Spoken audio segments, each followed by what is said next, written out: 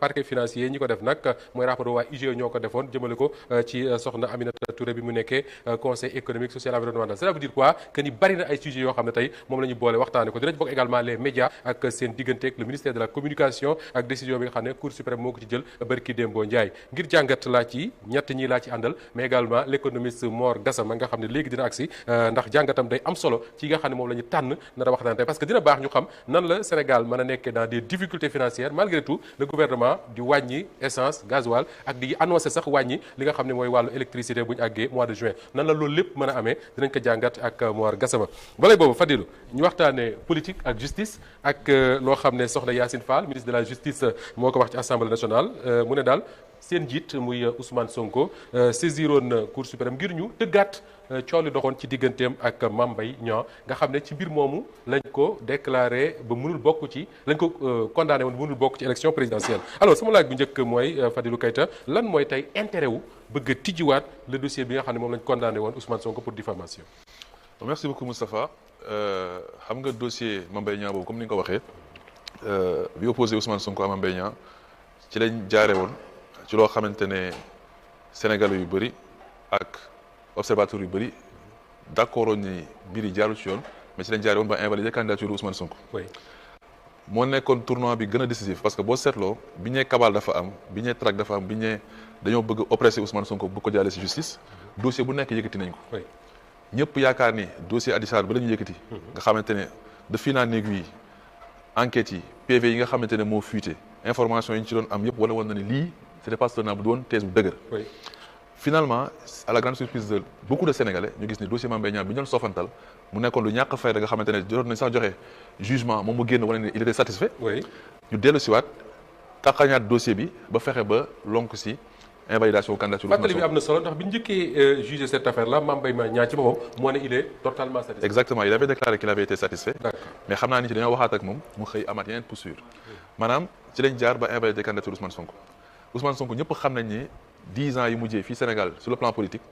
parti bi fi am ascension fulgurante parti bi nga xamante ne tey moo changé la manière de faire la politique au Sénégal. oui et dëgg-dëgg am benn montée en puissance boo xamante ne da ko assuré depuis quelques années. ñëpp xam nañ ne Pastef les patriotes la. oui indaale sax ñeneen ñoo xamante ne ni ñëpp defee pratique politique bokkul. tey bu ñëpp dajaloo parti boo xamante ne dépolariser le maximum de Sénégalais ñuy xool politique benn bët bi ñu ko doon xooleen bu ñëwee ba gis ki nga xamante ne am nañ ci moom yaakaar pour mu nekk candidat ñu invalider candidature am dossier boobu dossier bu intéressé au-delà de Ousmane Sonko bu intérêt askan bi yëpp la. oui est-ce que li ñu ko doon accusé ne moom moo diffamé est-ce que rapport bi nga xamante ne mu leen di wax ne am na wala amul te rapport bi li ko sooke bu ñu fàtte ni ay deniers publics la alalu askan bi ñu joxee ñooy dañ ci tiq 29 milliards am sax ñu bind ba ne 36 milliards la. waaw li ñu tuddee woon rapport Prodac. voilà donc loolu war nañ mën a édifier Sénégalais yi au-delà de Ousmane Sonko won leen ne leen lii moo xewoon ci dossier bi parce que tamit réduction de compte dafa bokkoon loo xamante ne dañ ko campagne l'autre chose mooy ku mel ni Ousmane Sonko nekk acteur politique boo xamante ne mun nañ ne il est de rang mondial Boniface est passé par là pour dire que il fait partie des décideurs du monde des personnes les plus influentes Sénégal aussi mu nekk sunu rôle modèle en politique ñun Pastef ak ñeneen ak ñeneen ñi nga xam ne ñoo ko peut-être ku mel ni kooku tey dara bu ñu ci tegee loo xamante ne da ko nar a topp à vie bu ñu amee possibilité wu dellu ci waat leeral ko moom sur le plan personnel ñun sur le plan politique pour capitaliser avec Pastef ak Sénégal yi ko xamante ne ay sympathisants lañ donc yoon la ñu war a leeral loolu aussi waaye bu nekkee en termes de procédure ñëpp xam nañ ni un fait nouveau un élément nouveau peut permettre de réouvrir un procès. justement est-ce que am na un élément nouveau. bah au début bi ñu condamné Ousmane Sonko on disait que rapport amul ñëpp xam nañ ni Mame Mbaye Niang lui-même génn na fii ñu convoqué ko mu génn déclaré ne rapport am na. ba commencé wax yeneen. waaye dégg ngeen ñu ñëpp premier ministre tey génn na fi taxaw ne rapport mi ngi nii il est disponible je l'ai entre mes mains. li tax nag muy dem ba koy joxewaat pour ñu réouvrir le dossier mooy mun am na élément probant yoo xamante ne war na wone lépp li nga xamante ne doon na ko man war na été lépp li nga xamante ne yaakaaroon na ni Sénégalais yi war nañ ko mën a gis comme élément de preuve. ba pare gën a prouver Sénégalais yi aussi que moom dëgg bi mu nekkoon ci la nekk ba léegi dañ ko jaayoon doole. xoqatal ko waaye aussi ku mel ni Mame Mbaye Niang aussi génn territoire bi tey buñ jaaree si moom ba invalider candidature jàmbur war nañ mën a aussi won Sénégalais yi ne kii lépp luñ ko teg buñ ko indi woon tey dafa war a layoo ak yoon parce que alalu Sénégal la jël waaye aussi invalidé fi candidature waaye aussi dossier boobu bokk na ci li provoqué woon manifestation yi nga xamante ne ci lañ boomi woon ay doomu aadama donc c'est des dossiers yoo xamante ne pour man su doon man sax ñu ko traité de manière individuelle mais dañuy boole yëpp rek teet ko ci kaw taal bi li fi jaar lu bëri muy dossier 94 milliards muy dossier jeunes yi nga xamante ne ñoo fi deewoon waaye aussi yeneen procès yi fi am yëpp nga xamante ne ñoo poussé ba ñu am condamnation bu yàgg candidature Ousmane Sonko war nañ ko teg sur la d'accord alors Fadil wax nga ne c'est des deniers publics lañ doon tudd ci l'affaire Prodac wax nga ne waxoon nañ ne rapport amul bu yàggul Ousmane Sonko wax ne effectivement rapport am na et que moom yor na ko ñu jàpp ne c'est un élément nouveau mais waxu bi Yacine Fall wax dafa intervenir dans un contexte boo xam ne ñi ngi débatwaat wala ñi ngi commencer di débatwaat sur l'éligibilité de Ousmane Sonko est-ce que le fait de demander ñu dellu soit ci procès boobu du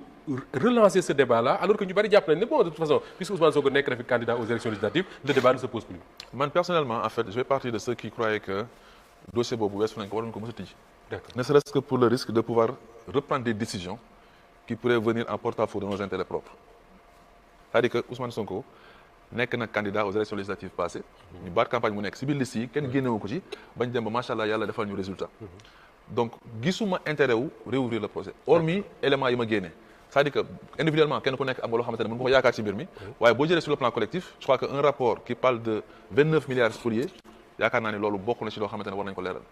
donc loolu ça c'est le premier élément mais le second élément aussi mooy xam nga Ousmane Sonko dañ ko yàgg a sonk nit la koo xamante ne aussi individuellement sur le plan individuel am loo xamante ne da ko bëgg a régler ci bëtu sénégalais yi mu leer parce que yàq nañ fi dara bu méttee façon moo bu nekk traité nañ ko donc moom su amee possibilité wan nit ñi que lii ak lii moo xewoon li ma ci waxoon nii ak nii la demee ba pare prouver aussi yenn allégations yu mu amoon à l'encontre de certaines corporations da koy génne teg ko ci ko taal pour prouver ni lii ak lii moom moo si nekk mais man personnellement si ça ne tenait qu'à moi du ko ubbiwaat pourquoi parce que il a été candidat par le passé lors des élections législatives, ça s'est bien passé. Et comme nous le savons tous, la loi d'amnistie était passée par là, a tout effacé. Pour moi, hormis le fait que mu nekk responsable boo xamante ne am na yu mu war a wonewaat en tant que responsable pour man moo tax mu jéggi sa personne même su nekkee ni mën na am na risque reveniraat ci procès bu mel noonu mais man bokkuma ci ñi nga xamante ne doon nañ choisir ñu réouvrir ko. D'accord parce que rapport bu existé rek dañ ko joxe ñu exploité ko benn yoon. ñu exploité ko alors justement Ibrahima Bakhoum ba mbir yi xew dañu wax rapport am na rapport amul ñu dem ba ne effectivement le premier ministre lui-même le dit am na un rapport qui épingle effectivement Mame Mbaye Niang mu bëgg ñu réouvrir cette affaire là mais est-ce que jàpp nga ne lu pertinent la tijjiwaat ce dossier Mame Mbaye Niang bi nga xam ne ci condamné woon Ousmane Sonko pour diffamation. écoute homme politique bu mu nekk femme politique bu mu nekk ni nga xam ne ji boo ko defee li nga soxla yépp ci wàllu politique kenn du la ko mën a xañ nga am ko. loolu dafay da ngay xam ne ji jaadu na mu seet fépp foo xam ne mun na faa sete fépp foo xam ne mun na ko tëjal bunt mu fexeel bunt yi loolu moom lu ko gën a jaadu man gisuma ko la ca des mooy rapport bi am naak amul loolu mooy coow li ndax bu fekkee ne ji moom nee na yore na ko te jamono yi nga xam ne ñu ngi koy atte rapport bi génnaguloon fu mu nekkoon ba waxtu boobu parce que am na ñu ko wax ne ko yow yaa ne rapport bi am na mu ngi sama tiroir procès ñëw te génne wala rapport bi ba léegi kon ñooñu bu boobaa foofu lañ koy wéer jamono ba mu gënee tàng génne woo ko léegi nga génne ko bu fekkee da nga koy soog a am kon ba ngay wax ne am nga ko loo ci doon wax foo ko tegoon wala bu fekkee ne amoon na ko waaye xëy na ci combat politique la moo tax mu denc ko bu boobaa ñu ne waaw d'accord teg na lu ko gaañ moom coppam mais dafay am li ci des mooy ndax pertinence yi ñu ubbiwaat procès lépp loo xam ne bu ko defee ñu delloowaat ko ay droit am lépp loo xam ne bu ko defee ñu setalaat ko ci lépp c'est normal ak ku munti doon bu fekkee ne mën nga koo def nga def ko léegi nag lan mooy élément nouveau yi loolu mooy coow li bu fekkee ne rapport bi ci boppam la bu boobaa lañ koy laaj mooy amoon nga ko bu yàgg lu tax teguloo ko woon mbaa boog yaa ngi koy soog am kon ba ngay wax ne amoon nga ko kon yaa ngi doon tooñ parce que bu fekkee ne nga am nga ko te amaguloo ko kon tooñ nga condamnation bi kon foofu lay tegee bu fekkee ne amoon na ko te génnewu ko bu fekkee ne amagu ko woon da koy soog am bu boobaa dañu ko yow la nga njëkk a wax kon ba nga koy wax yoroo woon dara lu taxul nga wax ko noonu kon condamnation bi dafay enu maanaam loolu mooy ci boor boobu am na loo wax sànq nga ne delloo ko ay droit waaw alors Ousmane Sonko suñu nee delloo ko ay droit rek mooy mu nekkaat ci liste électorale yi or il se trouve que à la présidentielle de 2024 Ousmane Sonko voté na donc mi ngi woon ci liste électorale yi aux législatives de 2024 non seulement voté na mais il était candidat aux législatives parce qu'il était tête de liste ça veut dire que ni droit yooyu ñuy wax mooy droit wu nekkaat électeur et droit d'être éligible amoon na ko déjà dafa am ay expression boo xam ne dama koy wax temps depuis fan yi peut-être que maintenant ay 2-3 depuis un mois je dis que parfois ci wax français laa ko wax maintenant ko teg ci wolof parfois la loi crée les conditions de sa violation sëñ suma sëñ de parce que bu fekkee dañ ne loi bi lii la wax lii la lan la pour la présidence de la République dañuy wax ne ji ci condamnation yi lii yéeg lii bu fekkee da nga condamné pour 3 ans c'est ça c'est bien ça je parle sous votre contrôle 3 ans bu boobaa dañ ko génne. léegi bu fekkee ne ñoom nee nañ bokkatul woon lu tax ñu bàyyi ko mu mun a inscrire mun a bokk ci vote bi et cetera xam nga boo defee la loi est là mais feneen fañ jaaraat ba mun ko bàyyi ci liste yi est-ce que négligence la est-ce que fàtte la est-ce que c'est est-ce que loi d'amnistie moo ko yóbbaale woon. alors parce que l'affaire Mame Mbaye Niang bokkoon na ci li ñu amnistié je pense. non parce que bu fekkee ne ji Oui. de personne à personne la xam nga fii de personne à personne la diffamation waaw bu fekkee ne loi d'amnistie dafay yóbbaale diffamation yëpp boobaa mooy ne kon ñiñ tooñoon ci diggante bi ak façon bu ñu mun di tooñee bu ne loi bi baale na ko d'accord. te bii ni yëfi doomi aadama ak doomi aadama la maanaam sama dignité nga kii ma wax yaa maa def nangam te defuma ko bu fekkee ne loolu la loi d'amnistie bi mu ne bu baale lépp ma ne kon loi d'amnistie fam lim ti bëri na de li mu buubaale kay bëri na ça c'est sûr. d'accord alors avant may ñëwaat ci Mor Gassama Fadilou doyen baax dafa wax lu am solo mooy moment bi nga xam ne ci la l'affaire Mame Mbaye Niang amoon moment bi procès yi am Ousmane Sonko génnewul woon le rapport maanaam les preuves de ces accusations est-ce que mënuñu ko reprocher que ni lu tax génnewu ko moment boobu toog ba nekk premier ministre doog koy wax ne li am naa ko mi ngi sama tiroir. non mais je crois que dafa am lu ñuy wax recel de documents administratifs. est-ce qu'il était habilité yore ko ci ay loxoom wala su ko yoree am information bi divulguer ko c'est une chose mais mën a génne rapport physique bi c'est autre chose. aujourd'hui xam ngeen ni dafa am rapport yu bëri yu muy jot en tant que premier ministre wax na l'autre jour bay énuméré tom yi nga xamante ne IGE bu génnee benn bi la jox président lui il a le second et puis derrière dafa am aussi au niveau de la primature benn bureau boo xamante ne moo koy gérer rapport am yooyu donc est-ce qu'il avait le droit de sortir ce rapport mais benn la deuxième chose mooy aujourd'hui en tant que premier ministre am na rapport bi à disposition l'autre chose mën na ko utiliser pourquoi parce que c'est un élément nouveau parce que bi ñuy wax fële rapport génnul woon et puis dafa amoon hiatus entre wala erreur en tout cas entre IGE ak IGE waaw loolu yëpp ñu jël parce que pour man sax diffamation foofu la gën a porter en fait le fait de ne pas sortir le rapport mais aussi erreur bi mu def bi muy communiquer entre IGF ak IGE. Ousmane Sonko au cours d'une conférence de presse la wax ne y a un rapport de l'IGE qui épingle Mame Mbaye Niang alors que c'était un rapport de l'IGF. Justement nga fàttali ma sax ni parce que bi nga ne bi muy communiquer la sama benn affaire ñëw sama xel. oui Mame Mbaye Niang récemment il est sorti dans les ondes d'une chaîne. Oui. Sœur. wax na lu bare ci mbir mi donc mun naa moom am na intérêt pour mbir mi ñu leeral ko. parce que bi mu waxee lu bëri man j'ai posé des questions bon proximité pour laaj un peu allégation bi noonu joxe est-ce que dëgg la wala nekkul dëgg mais en fait il avait tout faux.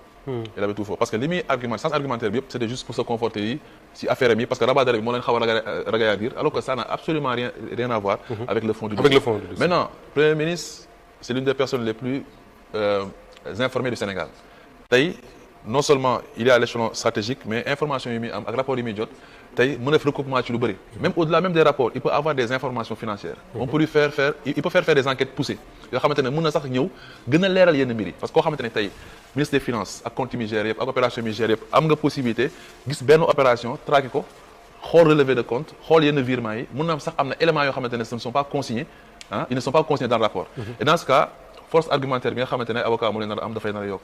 mais je souligne aussi une autre chose il avait dit récemment que dinaa woo sama avocat yi dans une semaine dinañ ci wax waay avocat yi la waxoon dinañ ci wax oui mais finalement c'est madame le ministre qui annonce que à l'Assemblée voilà donc mun na am affaire yi ça a pris du galon du volume kenn xamul lan moo tax mais mun na am consistance dossier ak intérêt bi nga xamante ne am nañ ko ci moo waral loolu yëpp peut-être li Yacine Fall wax bu avocat Ousmane Sonko koy jëlee parole dinañ gën a mën a leeral et répondre également ci interrogation yi